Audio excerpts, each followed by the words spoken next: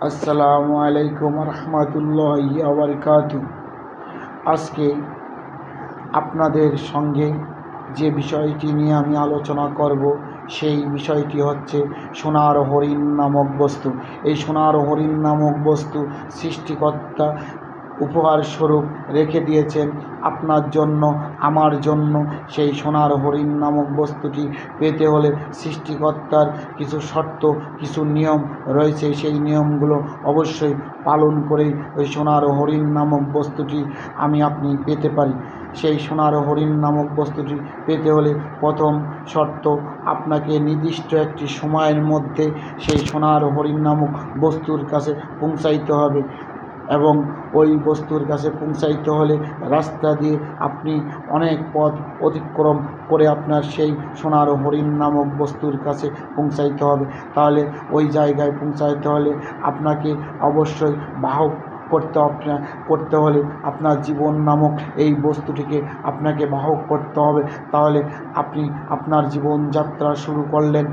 আপনি যাচ্ছেন, চলছেন, পথের মধ্যে সুন্দর সুন্দর দৃশ্য আপনি দেখতে পাইলেন। আপনি অনেক সুন্দর সুন্দর জিনিস দেখে আপনি ওই সোনার হরিণ নামক বস্তুর কথা ভুলে গেলেন। তাহলেই কিন্তু আপনি ব্যর্থ, আমি ব্যর্থ।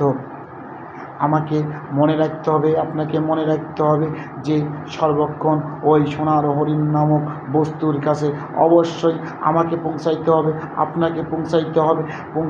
ওই সোনার হরিণ নামক বস্তুটি সৃষ্টিকর্তার কাছ থেকে আপনি যখনই নিতে পারবো তখনই আমি সার্থক, আপনি সার্থক।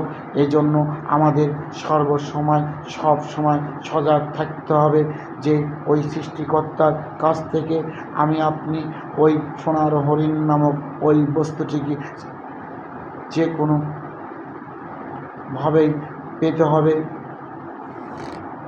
যাই হোক, আমি যে কথাটি আপনাদের মাঝে, আপনাদের মধ্যে বোঝাতে চাচ্ছি সেই কথাটি হচ্ছে, আপনি পথভ্রষ্ট হবেন না। আপনি সৃষ্টিকর্তার নির্দিষ্ট পথেই আপনি চলবেন। সৃষ্টিকর্তার ওই সুন্দর উপহার, ওই সৃষ্টিকর্তার সোনার হরিণ আপনি পাবেন, অবশ্যই পাবেন। আমি পাবো, আপনি পাবো। যাই হোক, ওই সোনার হরিণ নামক বস্তু যদি আপনি না পাই তাহলে আমরা সবাই ব্যর্থ। সারা জীবন অনন্তকাল শুধু আপনার কান্না করেই জীবন অতিবাহিত হবে। যাই হোক ভাই,